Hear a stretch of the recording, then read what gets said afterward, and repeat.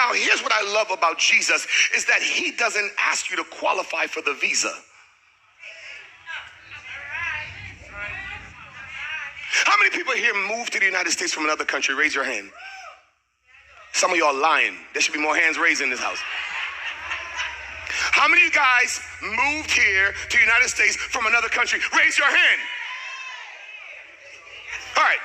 When you moved there, whether you moved there legally or illegally, it's nobody's business, but you moved. You're here.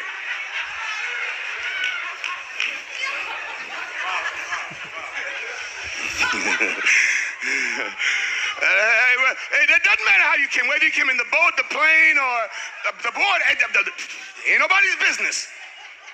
But you had to go through an immigration process. And you had to apply either on the other side or when you got here. Y'all don't get quiet on me now. Just because you have a passport with an eagle on it, don't forget where you came from. And you had to go through a process. And immigration had to determine whether or not you were qualified to be part of this country. And somebody had to petition for you. Either mom, dad, or job, or somebody had to petition. And you had to qualify. But when God looked down, he says, I got to move these people from one country to another country, from one kingdom to another kingdom. There's only one person that can qualify all of them at once. There's only one person that can give all of them amnesty, and his name is Jesus. So I'm going to send him down. And I'm going to have him petition for each and every one of you. So when Jesus was on the cross, he was petitioning the Father, let them in. Let all of them in. And that's why John 3:16 says, for God so loved the world that he gave what?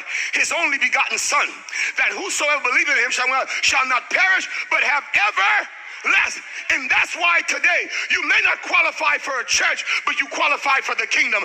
You may have outsinned yourself out of the church, but you never outsin the love of God. He says, whoever you are, drug dealer, gangbanger, everybody is welcome. Because the way I'm building this kingdom is through migration and inclusion. So no matter who you are, what you've done, you're welcome to be part of the kingdom. You can't outsin my love. You can't outsin my grace. You can't outsin my mercy. I'm trying to preach to two people here.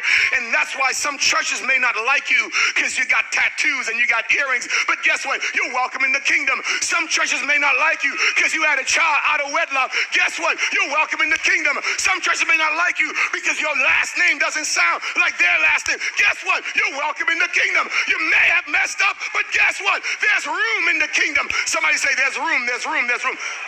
I'm feeling kingdom vibes.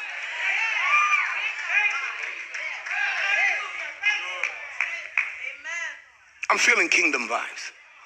There's room in the kingdom for everyone. If you've been living outside of your citizenship, I'm telling you, come back home. If you've been living with shame and guilt and feeling that you're not good enough, guess what? In the kingdom, there's room for you. If the church has made you feel like you are the worst of sinners, guess what? In the kingdom, there is room for you.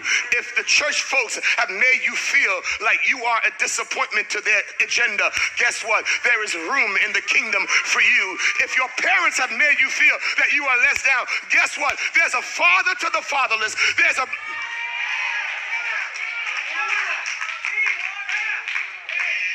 That's why he came to live as a man, to draft us into the kingdom.